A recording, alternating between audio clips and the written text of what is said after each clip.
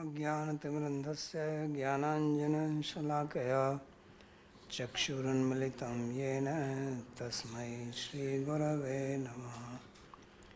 वन्देऽहं श्रीगुरो श्रीयुतपदकमलं श्रीगुरून् वैष्णवांश्च श्रीरूपं साग्रजातं सहगणरघुनाथान्वितं तं सजीवं साद्वैतं सावधूतं परिजनसहितं श्रीकृष्णचैतन्यदेवं श्रीराधाकृष्णपादान् सहगणललिता श्रीविशाखान्वितांश्च।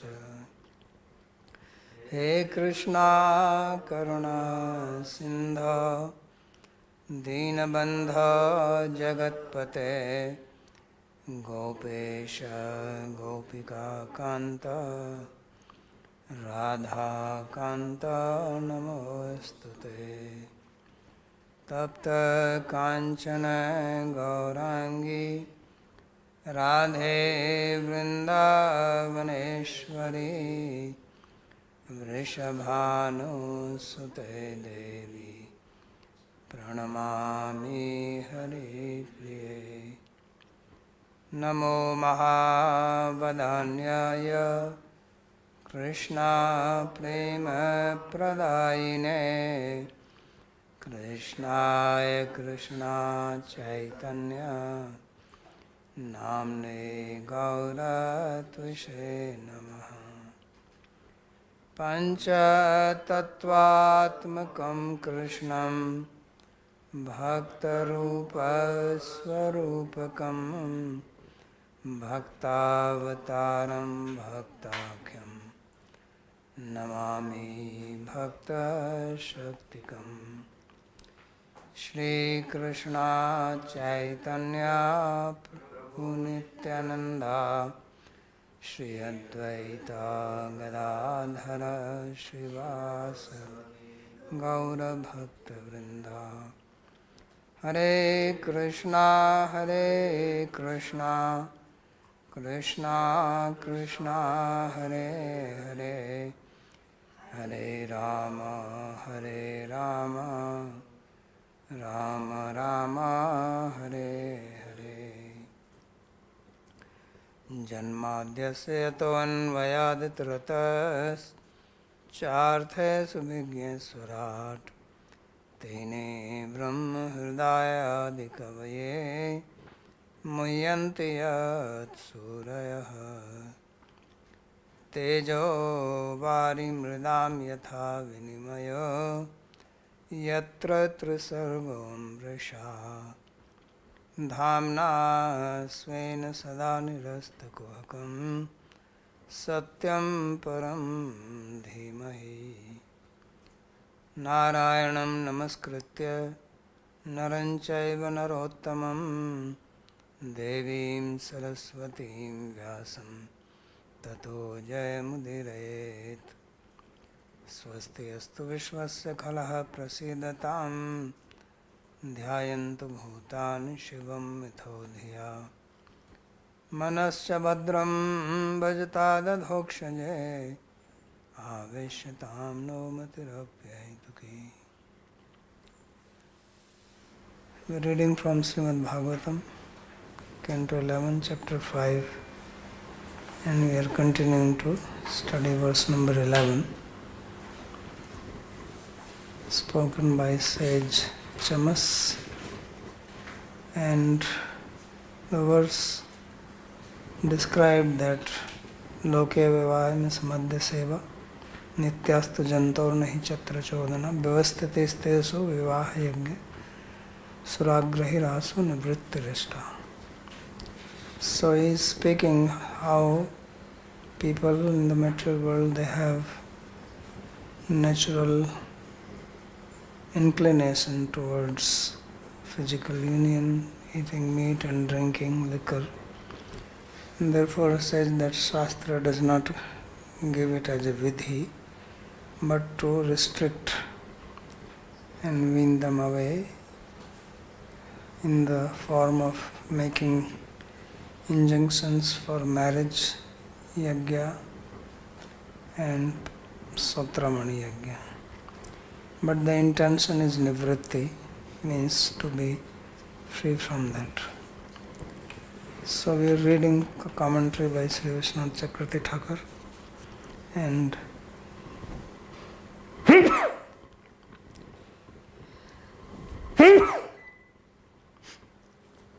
so he gave explanation first for those who are pravritti karmanistha, means those who are materially attached, and then he gives explanation for those who are nivritti eknistha,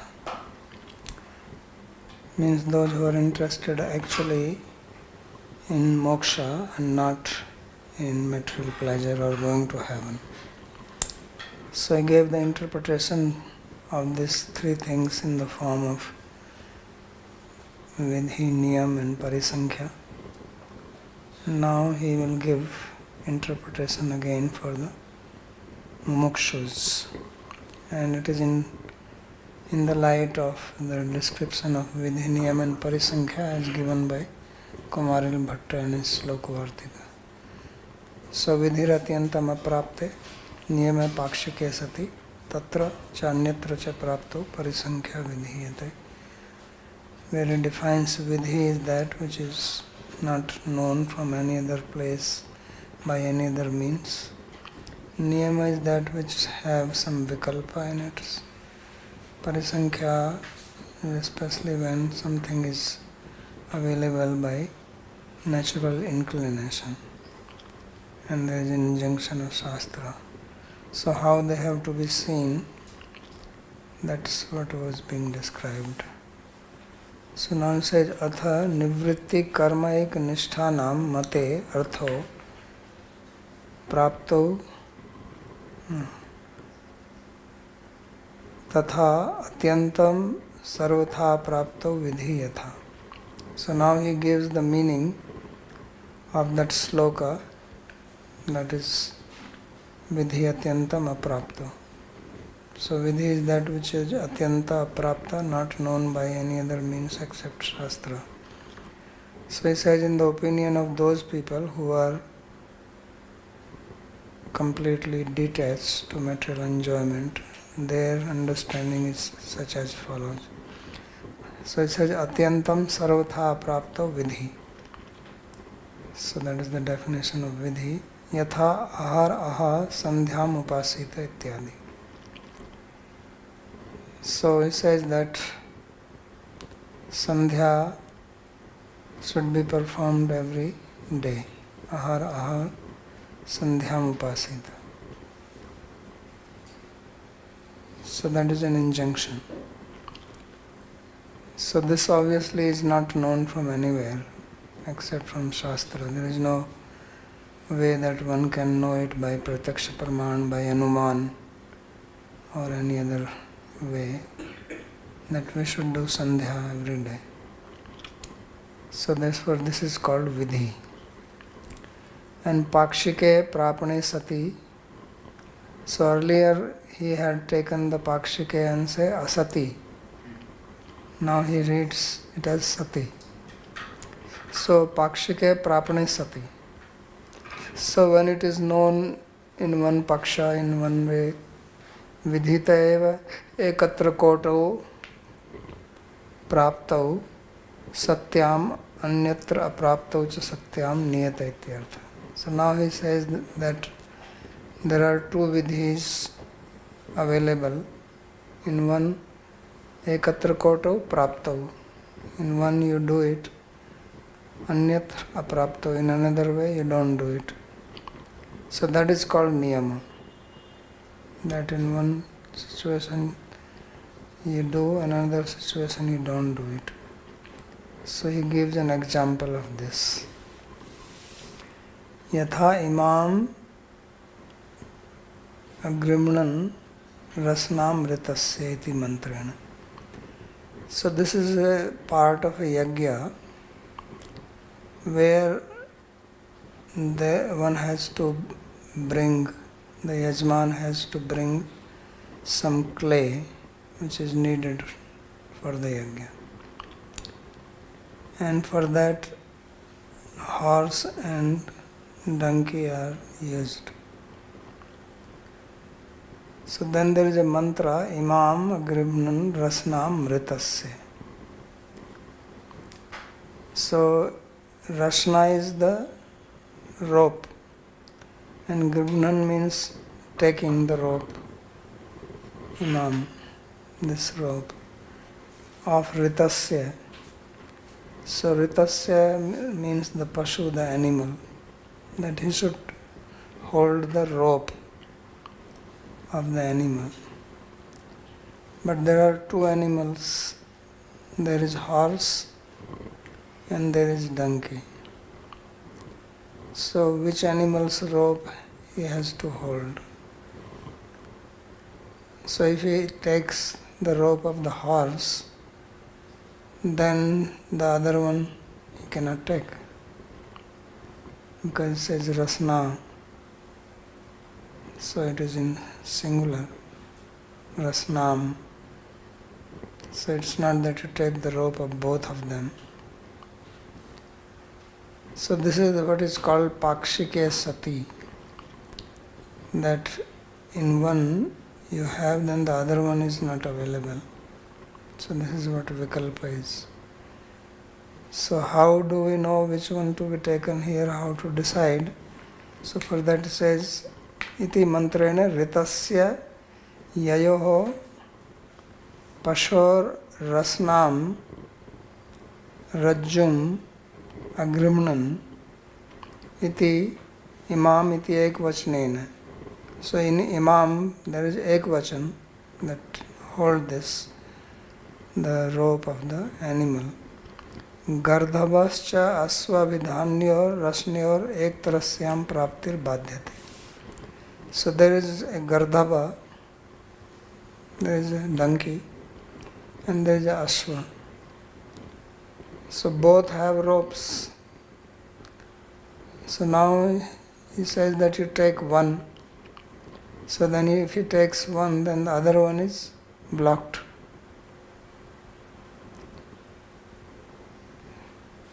So therefore it says ek tarasyam praptir badhyate. Out of these two, one is blocked.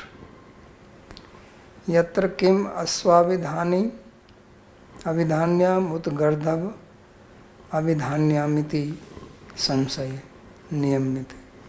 So now there is a doubt whether he should take the rope of the horse or take the rope of the donkey. So doubt means when you have two possibilities, right? So sthanurva, purushova. Is this a stump of a tree or is it a human being? So then doubt comes. So there is a doubt here, which rope is to be taken. So then there is another mantra which says Aswabdhanim adatte iti, that he should take the rope of the horse. So this is niyam. This is, although it looks like a vidhi, that because vidhi also gives injunction, but because two things are already possible for him. So this is a niyama, bhahutra prapto sankochanam niyama. This is where the definition applies, that when many possibilities are there, then you restrict it to one, that is called niyama.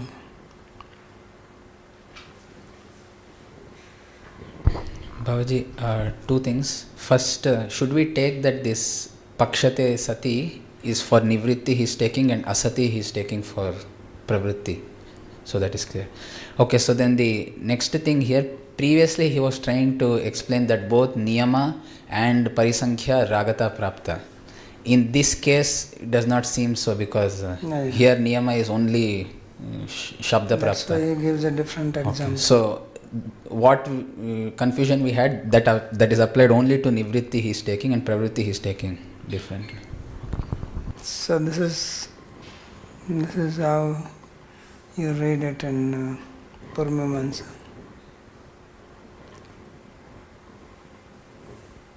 Babaji, what is the meaning of this Imam Gribnan Rashnamritasya? This is a mantra. Means he holds the rope of an animal. What is the meaning of Ritasya? Animal.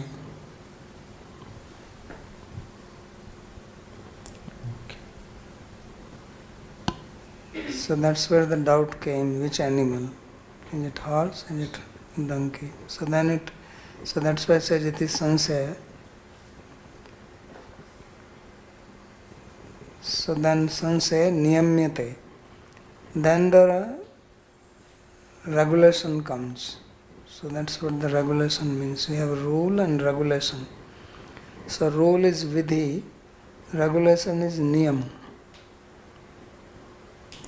Because it regulates, means it restricts you. So aswa abhidhanim adatte, this is also a mantra. So aswa abhidhanim eva adadyat na gardhava abhidhanim iti niyame. Nishedho vakyartha. So this niyama is therefore, the sense of this is in nishedha, means restricting you from taking the rope of the Gardhava. Tadevam apur vidhiriti niyam vidhiriti dvovapi etau vidhi eva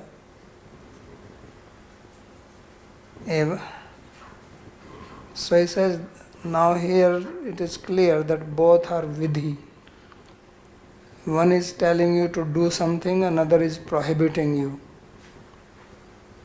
So that prohibition is also a vidhi.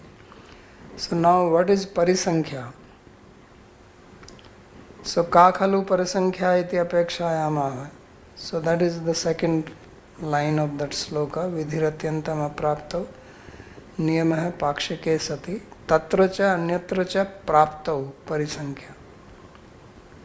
So that's what he says, tatra cha tanmadhya iti artha. Anyatra vidhita itratra. So now he is taking a different meaning, that among them, something which is different from vidhi is called parisankhya. So itratra ragasthale praptau satyam. Because in the previous one, it was not by ragata prapta. Parisankhya vidhiyate. So now he makes it very clear that parisankhya is only when something is ragata prapta, means you have natural inclination to do it. That is ragata prapta. Last line I could not get. Anyatra vidhita itaratra rag sthale prapto satyam. So last part Other is than clear. vidhi, he says first two are vidhi, and this parisankhya is not a vidhi. That is the meaning of tathacha anyatra cha. Itaratra means also. Itaratra refers to the parisankhya part.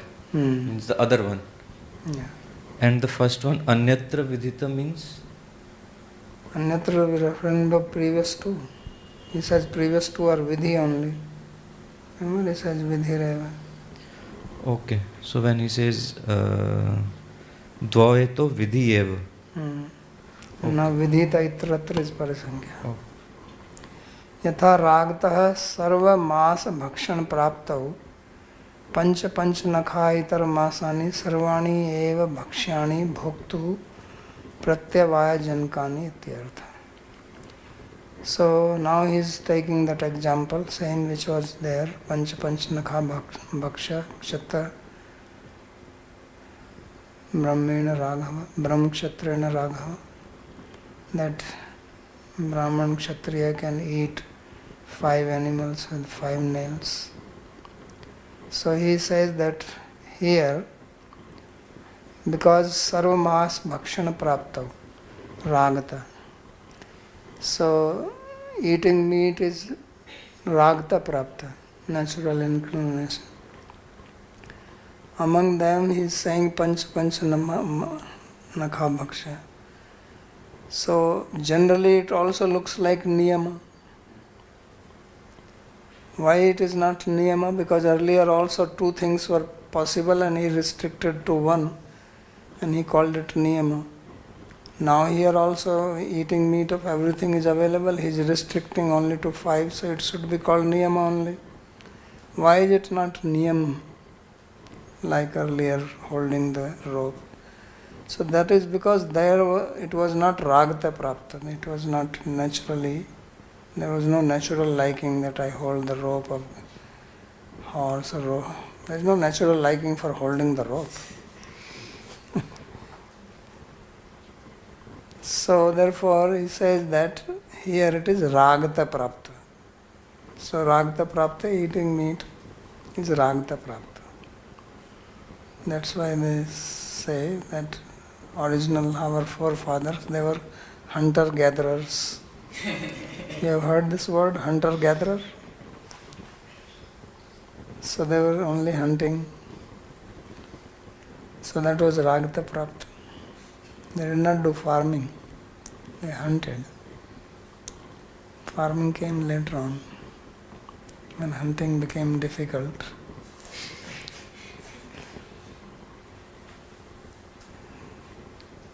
So he says, Ragatah sarvamasa bhakshan praptau pancha nakha itara masani sarvani eva bhakshyani bhoktuhu pratyavaya jankani. So here he says that if he eats meat other than the meat of these 5 prescribed animals, that is going to cause sin. That will be sinful. Mas bhakshane pancha nakha masani eva parisankhyatani abhyanugatani. So he says, if meat eating has to be done, then once the permission is given only to eat these 5 types of animals, not others. Tatraiva na pratyavaya. If he eats there, then there is no sin involved. Parisankhyaya abhyanugya dana matra arthatvat sarva mas bhakshane eva shastra tatparya. Sarvamas abhakshane should be not bhakshane. Sarvamas bhakshane tatparya is not possible. It should be abhakshane. So he says that parisankhya is only giving you permission.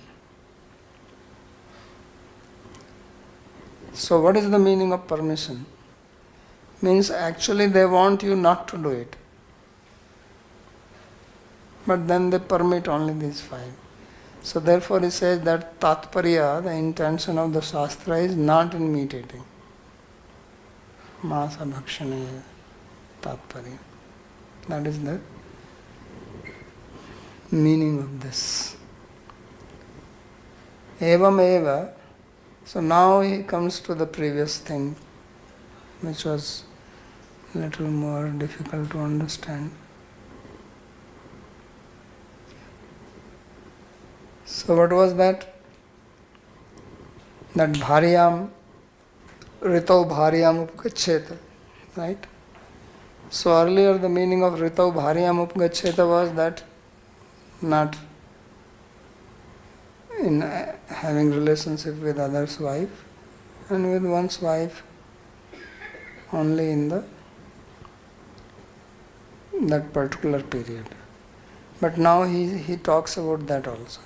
He has to bring nivritti here also. So he says, what is the meaning? He says, bharyam eva vigachet na parkiyam. That is the first, that he should have relationship only with wife and not with one's own wife and not with parkiya. So all this parkiya is problem. We are talking about parkiya.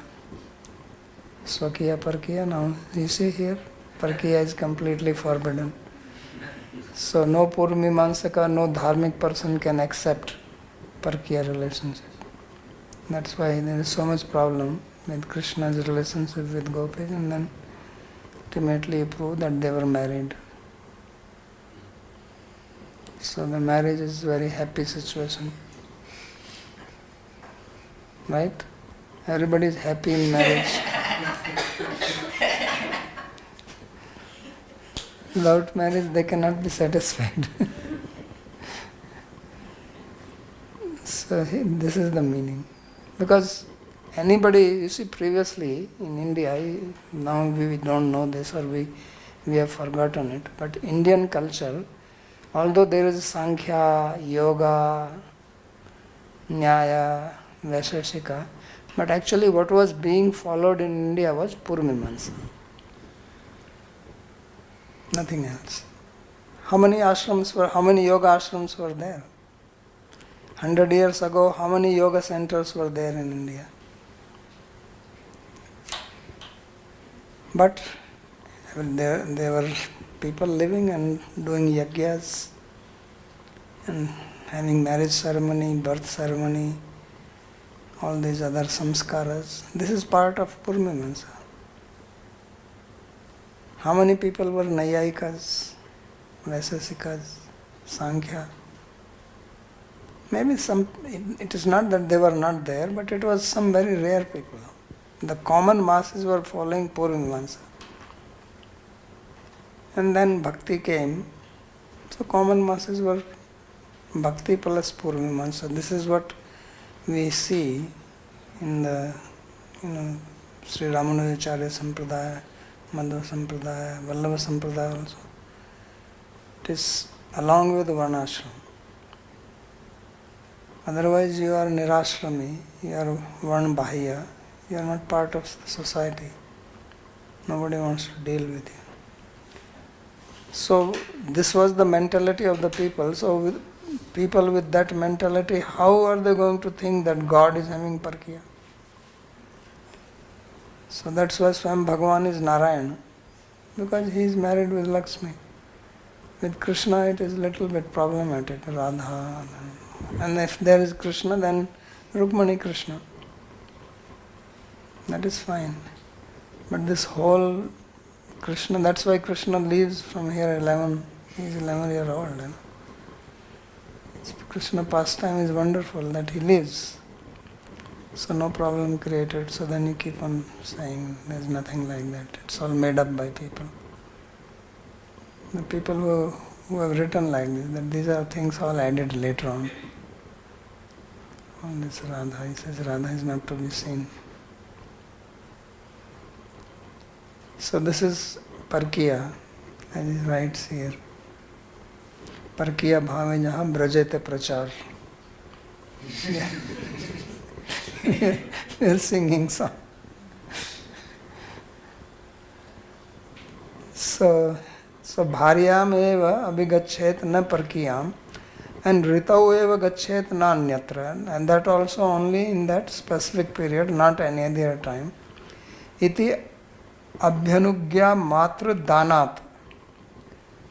So this is only permission given, but he says istri matra anabhigamane eva shastra tatparyam. He says the tatparya of the shastra is not to have relationship with any woman. Means even with one's wife.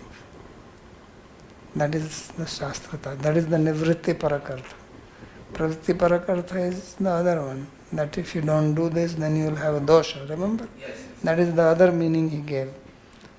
And here he is giving. So now the question will come, so what happens to that other sloka?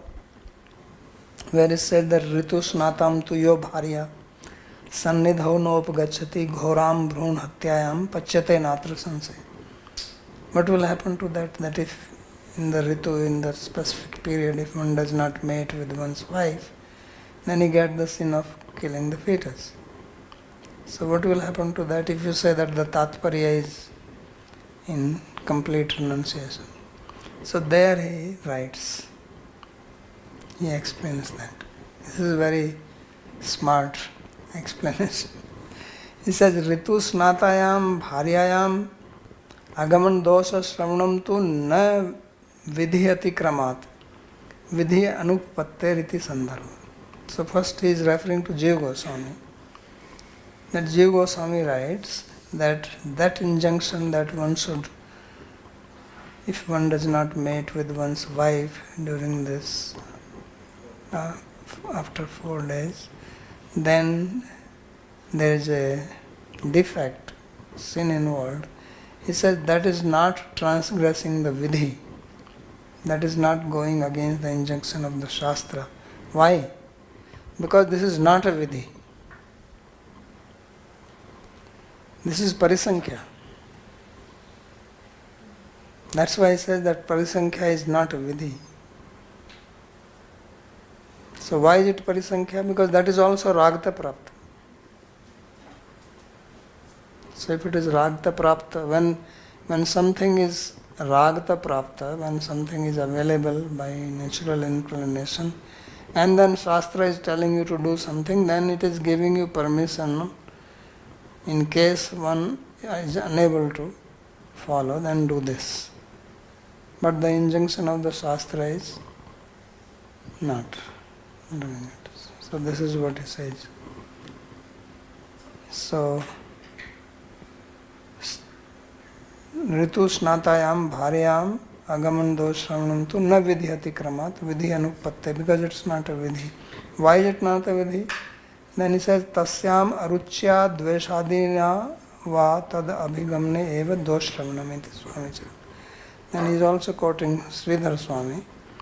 That Sridhar Swami says that this dosha, means this sin involved, not approaching the wife, is only if one does it out of dvesha, means had a fight with the wife and then not following, means he is not a renounced person, means he is not detached, but because of manmutav, then it is a defect, because now the vidhi is applicable on him. So in other words, he says, because that's why Vishwanath Chakravarti, nobody has given two meanings like this. Only he gives two meanings.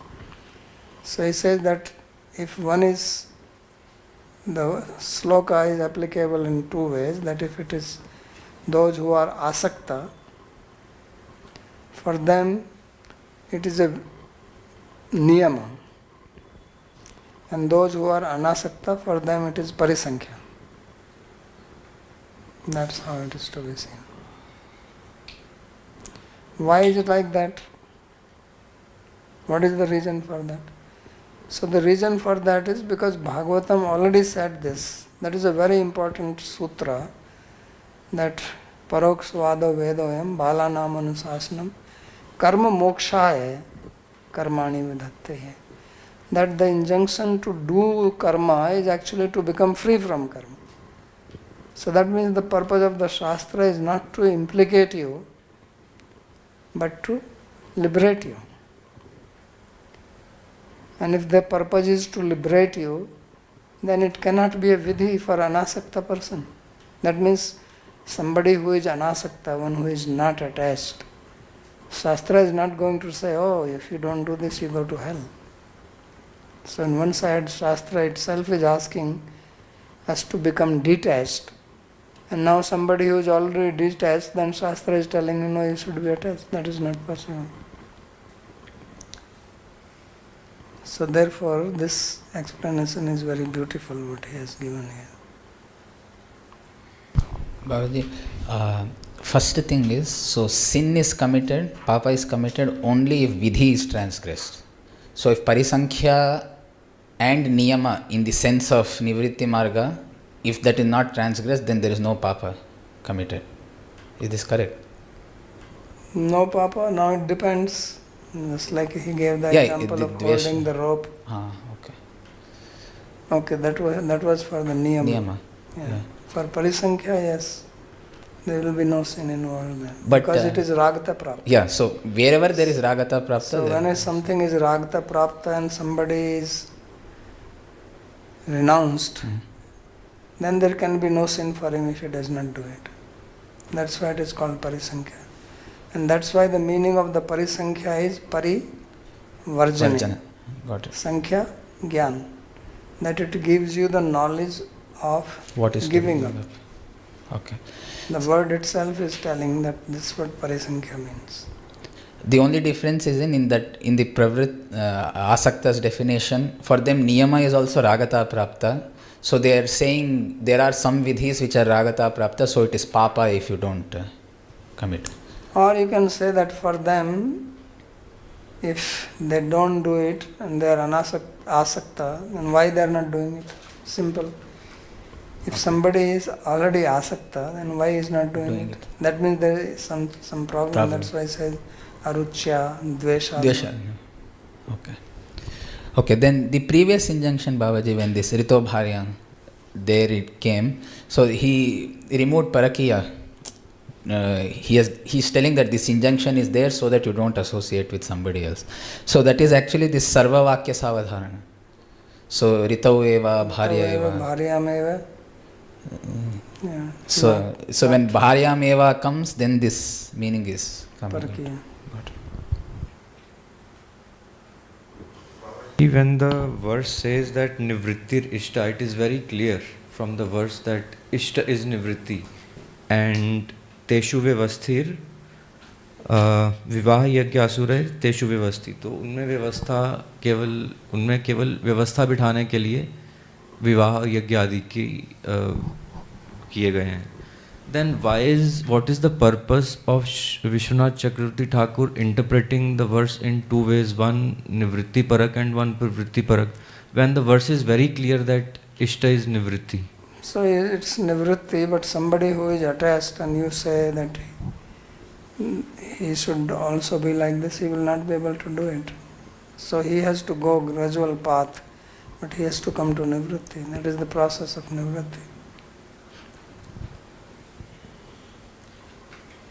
That is right, but why is he interpreting the verses, the vidhi verse? He is not interpreting nivritti ishta. He is not saying that nivritti is not ishta for them. But the process of nivritti for them is different because these people are already nivritta. Therefore, the problem will come for them also. That those who are detached, then for them you take this as a vidhi, then they are in trouble. That means I don't want to do and you are forcing me to do it. For the other, it is other way around. He is not detached, and then you say, no, you should not do it if you take it completely nivritti. So then he says that they are regulated. And Babaji, another question is, as we have been studying that the purpose of vidhi, niyam and parisankhya is to make a person detached by regulating him, by giving him bhoga in a regulated way. But as per Bhagavad Gita, we studied that when we indulge in bhoga, the sanskara of that becomes deeper and deeper. Then how by indulging in bhoga one gradually comes out of it? What is the vidhi of this? What is the process of this?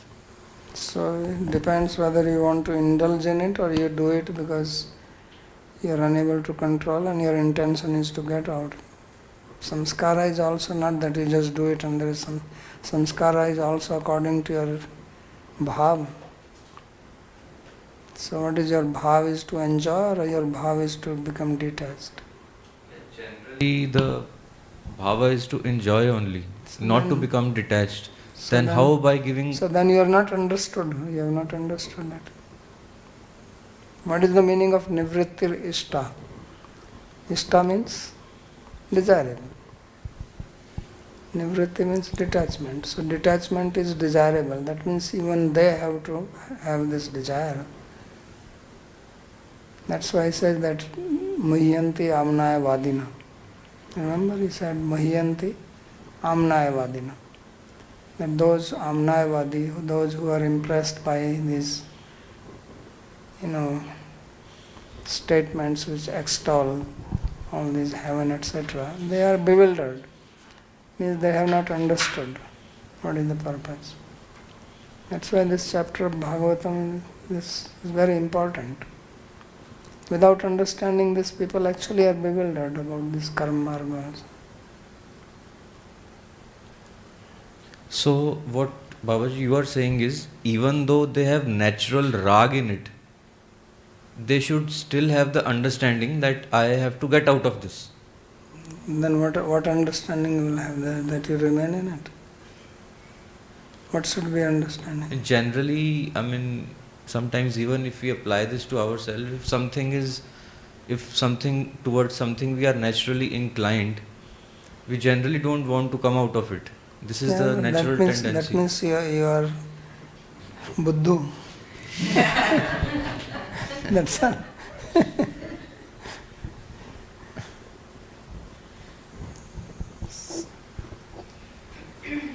So that is the meaning. If you are intelligent, then okay, we are naturally inclined, but I want to be free from it. That is the intelligence. That is the use of buddhi. Esa buddhi matam buddhi manisha cha manishanam. That is the wisdom of the wise, intelligence of the intellect, intelligent. That is the thing. So, in conclusion, he will become nivrit only if he remains in the vyavastha of vivaha, yajna or other things with the understanding that nivritti is ishta. Yes. Just going through the vyavastha, just naturally going through it, even without understanding that nivritti is ishta, he is not going to come out of it. No, nothing happens like that. If you think that people will just come out just like that mechanically, that won't happen. So Krishna will also speak these two slokas which go along with it. In the chapter number 20, 11th canto, verse number 27 and 28. He's talking about devotees. He said, Jat Sraddho Mat Kathasu Nirgunna Sarva Karmasu Veda Dukhatmakan Kaman Parityagopi Anishwara. So he says that he knows that these things lead to suffering, all these bhogas, sense enjoyment, but he is unable to give it up. Parityage api anishwara. Anishwara means incapable. 27, chapter 20. And then he says, Tato bhajayat mam prita shraddhalu dridhanishchaya jushmanascha tan kaman dukhodarkanscha garahayan.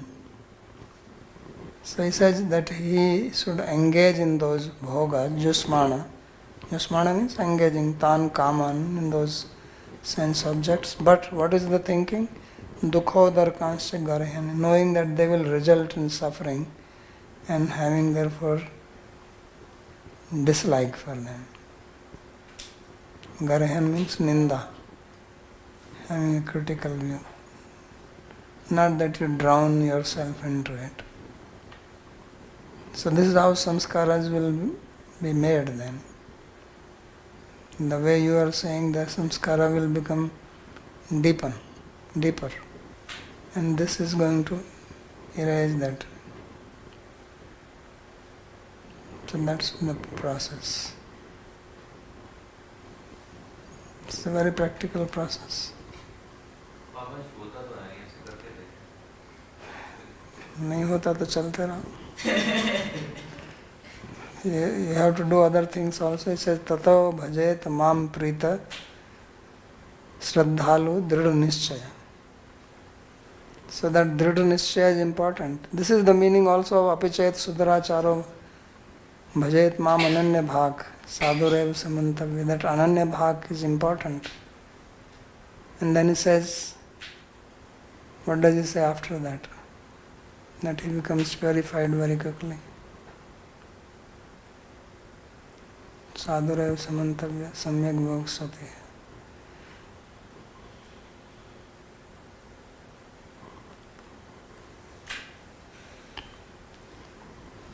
So this is practical instruction.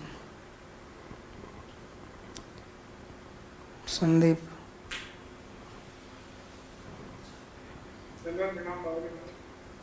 So when, like from this shloka, I think what I'm understanding is that when you are insisting that we should perform every activity with awareness, whatever it may be, even if we are indulging in some bhoga, we should have the awareness.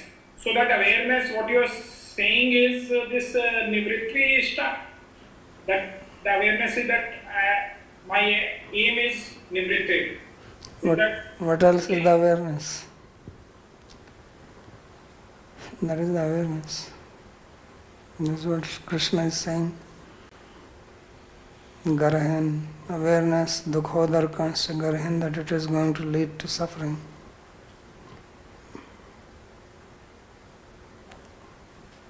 And it is also experience of people. It's not something that people don't experience. People suffer. They enjoy for some time and then more suffering.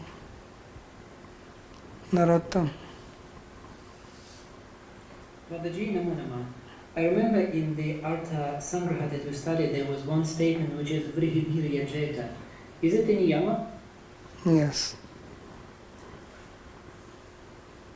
No, niyama?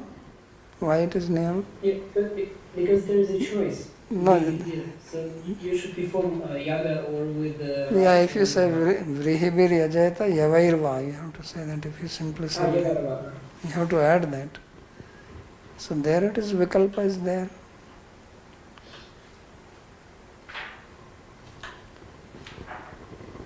Okay. Any other question on this? So let's move to the next sloka. Sadhanam cha dharmaika phalam yato vai jnanam savijnanam anuprasanti grihesu yunjanti kalevarasya mrityum nepashyanti duranta viryam. So he's further speaking. He says dhanam cha dharmaika phalam. He says what is the purpose of wealth? So people will say kama, dharma, artha, kama, right? So he says no, dhanam cha dharmaika phalam. That the purpose of dhana, wealth, is dharma. So vidya dadati vinayam, vinayadayati patratam. Patratvad dhanam apnoti. And dhanat dharma tato sukham. So from dhan you do dharma. Dharmasya apavargasya nartharthaya kalpate arthasya dharmaikantasya na labhaya hi smata. So arthasya hi dharmaikantasya. This is Bhāgavatam's view. The common view is that you have wealth. Wealth is for enjoyment. That's why people earn wealth. They don't earn wealth that I am going to engage in dharma. They earn wealth because they want to enjoy, and sometimes they only think that they want to enjoy. They are unable to enjoy. They accumulate wealth that they will enjoy. They keep on accumulating. So therefore he says dhanam dharmaika phalam. That the best use of wealth is to engage it in dharma. Otherwise this dharma, this wealth is going to drown you along with itself. उसके साथ में डूबोगे, लेके डूबेगा. But here the definition of dharma is same, chodana lakshanartha.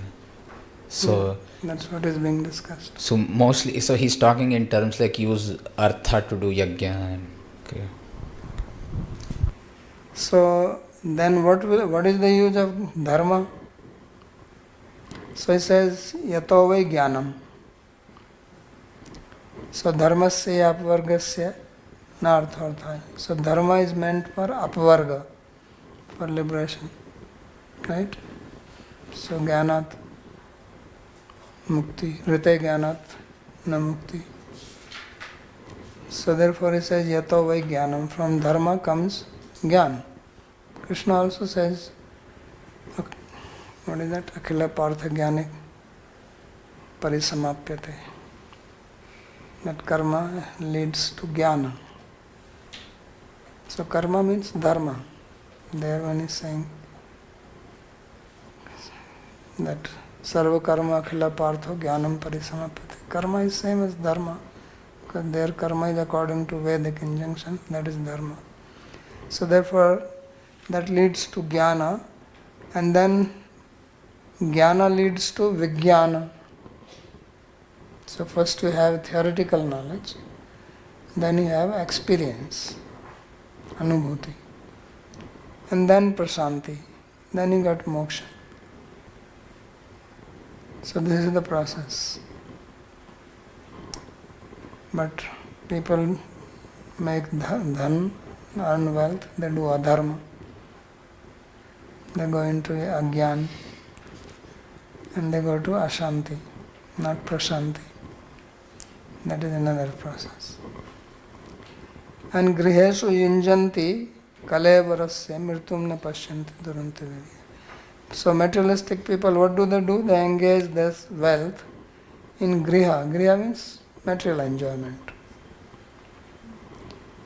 And they do not see that this body is going to meet death. Kalevarasya mrityum na pashyanti. And what is this mrityu? Duranta viryam. That it is all powerful, you cannot counteract it. So this is when people do not follow dharma, that is the other path. Tatha dhanasyapi drishta upbhoga arthameva vinyogat abudha eva ete ityaha. So those people who engage wealth only in the drishta phala, means material benefit here, they don't engage in something which will give you happiness in your next life. So drishta, not for adrishta. So labhyamane drishte phale, that when drishta phal is available, so adrishtasya anyayatvat. Why go for adrishta? This is what science and technology has done. That if you have wealth and you can engage that wealth in two ways. One is that you get the visible effect now. Other is you do something, you will get invisible effect. So labhyamane phale drishte, adrishte, anyayam phal kalpana.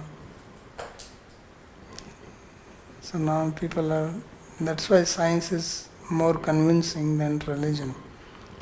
Science has defeated religion because religion is always talking about adrishta, invisible, next life. Science says what invisible? You want to go to heaven, this, that, everything is available here. So that's why after science came, then religion lost its sheen. Its importance was lost. So tatha dhanasyapi drishta upbhoga arthameva vinyogad abudha eva ete. So these people are less intelligent. Dhanam chaiti. Dharma eva ekam utkrishtam phalam. So dharma is the only supreme fruit of wealth. Yasya yat tata yato dharmat savijnanam aporoksha jnana sahitam paroksha jnanam bhavet. Because this dharma gives you paroksha jnana and then gives you aparoksha jnana. It gives you theoretical understanding and then realization after that. And that is the purpose of life. You become realized, all problems are solved. So,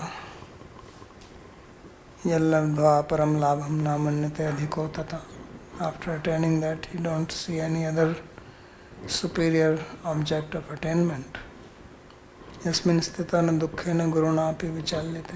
Once you are situated in that, nothing can disturb you. So that is also drishta phala. It is not that religion does not have drishta phala. Bhakti is drishta phala. Susukam kartim.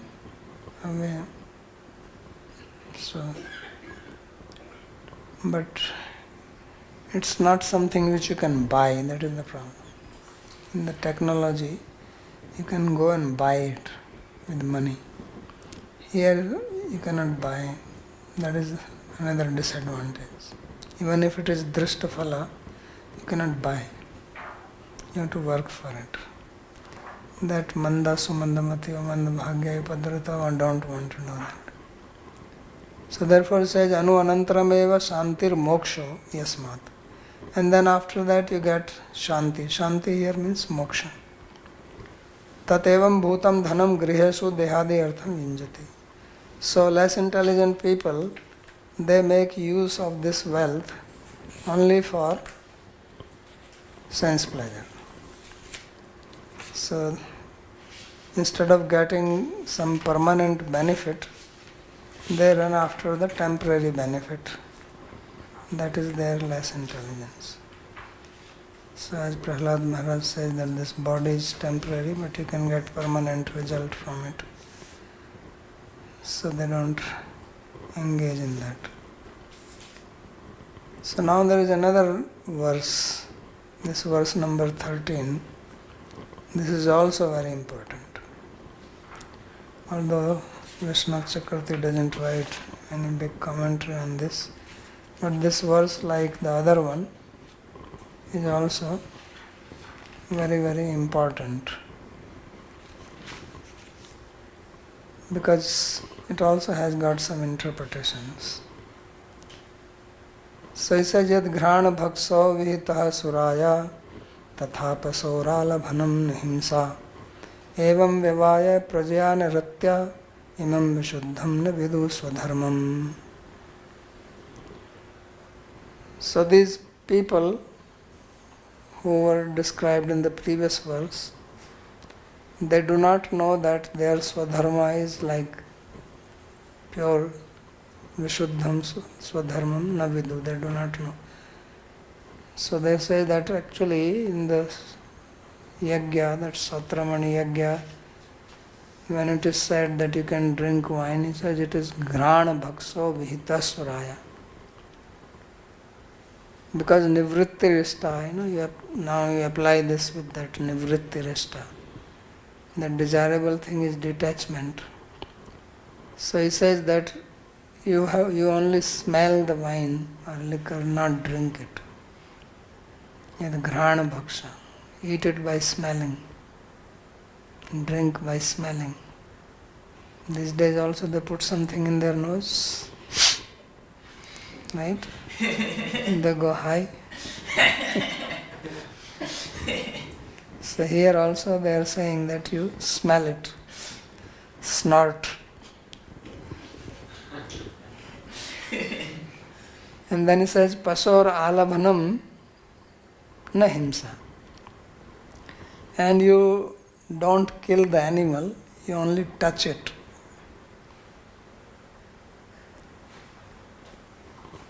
And then evam vivaya prajaya naratya. And similarly, the union with wife is only for children and not for enjoyment, not for ratya. He says this is the Vishuddha Dharma which people do not know. So this is the meaning of Nivritti Rishta. Now here also there are different interpretations. So we'll read that. Tomorrow I will read some commentary by. So all the commentators have interpreted this Tatha Pasor Alabhanam Na Himsa. It has got two meanings, this statement. So in the Pasu Yag, means a sacrifice in which animal is to be sacrificed, that is called Alabhan. So Alabhan has two meanings. One is touching, other is killing. So everybody translates this statement starting from Sridhar Swami, and this is the understanding of most acharyas, that what it means is that the killing of the animal in the sacrifice is not himsa. pasor alabhanam na himsa. So you may have heard that statement that Vediki himsa, himsa na bhavati. That the violence done in the yajna is not violence because that animal goes to Swarga. So it is you are doing good to the animal. So this is the interpretation which everybody gives except for Vishwanath Chakravarti Thakur. He is the only one who says that no, alabhan does not mean killing the animal here. But only, he says, just cutting little part of it. That's all. But it also means touching, just touch it, that's all. So you can just go and cut little hair from the tail of the animal, that's alabhan. Don't kill it. So he will give his reasoning. And other people are very strong also, because this is the Purvamimamsa view. Purvamimamsa view is that ya ved vihita himsa nasa himsa iti kirtyate.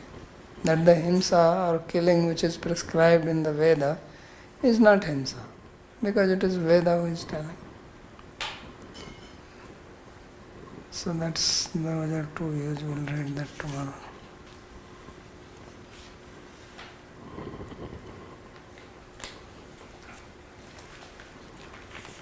Because both have arguments. So Bhagavatam's view, we will see how Vishwanath Chakravarti. This is actually the greatness of Bhagavatam. And this brings this. Complete different. So for this reason, those who want to stick to Purvamimamsa, Bhagavatam is a little problem for them. Or they have to interpret it like this. The statement is also written like that. It says, Pasor alabhanam na hinsa. That alabhan of the pashu, of animal, is not violence. And alabhan means killing in the Veda, yajna. That is the meaning of alabhan.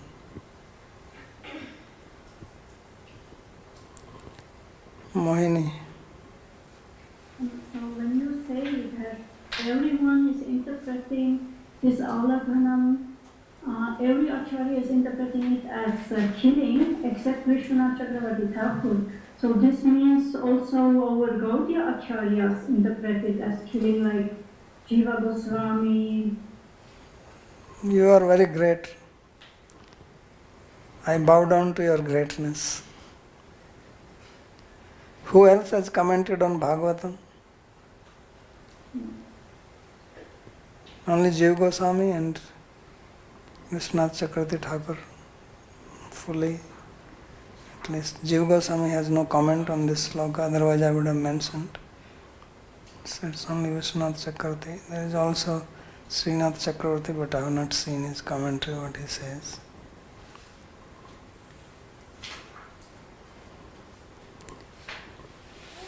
Okay.